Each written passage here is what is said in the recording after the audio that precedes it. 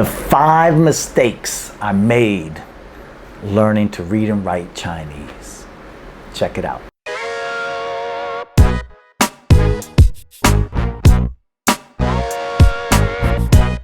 Hey guys, KOMK, KOMK. Here I am talking about the 5 mistakes I made when learning to read and write Chinese.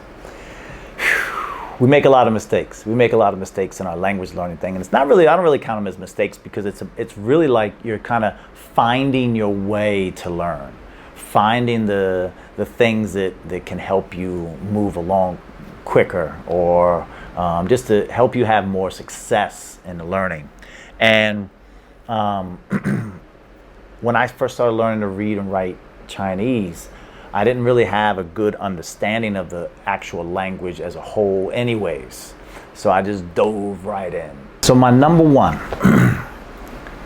when I first started learning to read and write Chinese, I started using this book, okay? It's actually a good book. I'm not putting the book down, but I didn't have a good enough understanding of Chinese at the beginning.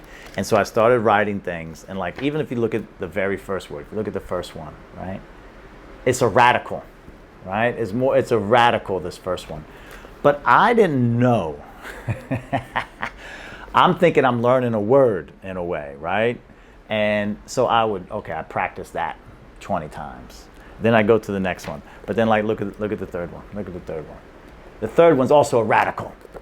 And I didn't know, okay? So I spent a lot of time learning some things that I didn't know what I was learning.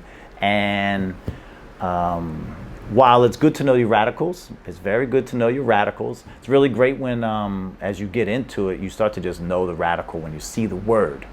And it helps you for finding words in a Chinese dictionary, stuff like that. But when I first started learning, I don't think I needed to practice that radical 20 times, 50 times, stuff like that, and keep going after it. Looking back in hindsight, I realized that there was some time wasted using this book as it was my only Chinese reading and writing resource that I had at the time. And so I just went through this book and I would just copy words, rote learning. I would just keep copying. And maybe it helped me, maybe it didn't. But I feel that I kind of made some mistakes by just not focusing on words themselves and spending too much time on other stuff. All right, so that's my number one. Number two, which leads me to this because from my first one about not knowing enough about the language, the written language of Chinese, I should have done more research. Okay, I should have done more research. I should have looked into things a little bit more deeply so that I could lay out my learning path a little bit better. And but that's what it's about, though, right? We go after things for a moment, and then we revise and we revise and we revise. But it took me a while to get to that revision part, to where I revised my tactics on learning to read and write Chinese. So more research was needed. That's my number two. Number three. This, and I tell people when they ask me, hey, how did you learn how to read and write Chinese? What are some tips? My biggest thing I always say is that start focusing on word combinations early, at the beginning almost, word combinations, because I got to a point to where I knew a lot of words, but I wasn't putting words together. Like I knew a lot of single characters. Because they always, you hear that, oh, you have to, if you know, was it 1,500 words? Those are the 1,500 most commonly used words, or characters for newspapers, magazines, stuff like that. But you gotta know the combinations. You gotta know when you take this word and this word, maybe like at the time, I would know both characters in a word, but I wouldn't know what that word was with those two characters together. And it would kill me. It would kill me because I would be looking at a script, like a newspaper, a magazine, any type of passage.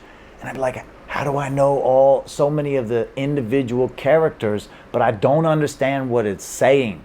I don't understand what had been written in front of me, right? So that's the biggest, I think one of the biggest mistakes that I made was not focusing on combinations early enough. So focus on those combos, okay? You need your combos, okay? Some words have 4 or 5 characters now, you know, especially like new words, especially tech words and stuff like that. It's crazy, but focus on those combinations. That is my number 3. Number 4, not reading enough. That even to today, I don't read as much as I should, and I start to forget words, especially when writing words. If I have to write something in Chinese, there's a lot of words that I've already forgotten because I don't read it enough. I don't sit down and read enough Chinese, even to now, which I do read a bit, but I still, I check out the newspaper pretty much every day. But especially early on, I didn't read enough, and it's a mistake. It is truly a mistake because especially once you start getting a good base and a good foundation for reading and writing Chinese or any language, you got to read it more. You got to keep putting it in the mind. You got to keep looking at different types of texts. Especially for Chinese, you got to start looking at different type of fonts. Look at some people's handwriting. Have somebody write something for you so you can start to decipher characters from their handwriting. And now for me also, just as a point of reference, is that I focus on traditional characters because my second language is Cantonese and I live in Hong Kong, so it's traditional characters, not simplified. So, gotta read more. Gotta read more. That goes with life. And you can check out my video, The Power of Reading. It's true. It's true. It is a power. It gives you a superpower. That's my number 4. Number 5, consistency, consistency, consistency. You have to be consistent with anything in life, right? But for this, I would wane at times. Like there would be years, it'd be like a year would go by and I didn't really do a lot of reading and writing. Because if you don't, especially once you get to a certain level and you can read some things, I can go into a restaurant and find the things on menus that I like to eat and stuff like that. At that time, I didn't really feel like, just at the time, you get into life cycles and stuff like that. And so there was some time where I wasn't as consistent in reading and writing as I should have been. Speaking a lot, I've always been pretty consistent with my learning and stuff like that. And I think it's because you're speaking and listening way more than you are reading and writing for the most part. So there was some time I put it down and didn't look at it, right? But that's also a mistake because until it's fully locked in the brain and long-term memory, you start to forget words. And then you get I would get frustrated that, and even now sometimes I get frustrated if why is it I don't know a word that I know? That makes sense, right? How is it that I forgot that word or that stroke? That's the crazy thing about Chinese, learning to read and write Chinese, is that if you miss a stroke, one little theme, word's wrong, right? And so it's important to stay consistent. It's important to stay consistent because that'll give you that ultimate success.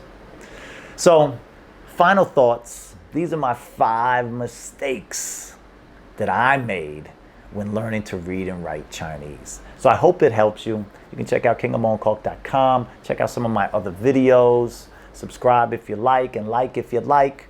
So I really hope that it can help others to maybe not make the same mistakes I made, or to check your own mistakes. Even just to think about it in reflection, what mistakes are you maybe making now or had made in the past? All right? And let's keep growing together. King of Mongkok, KOMK. Peace.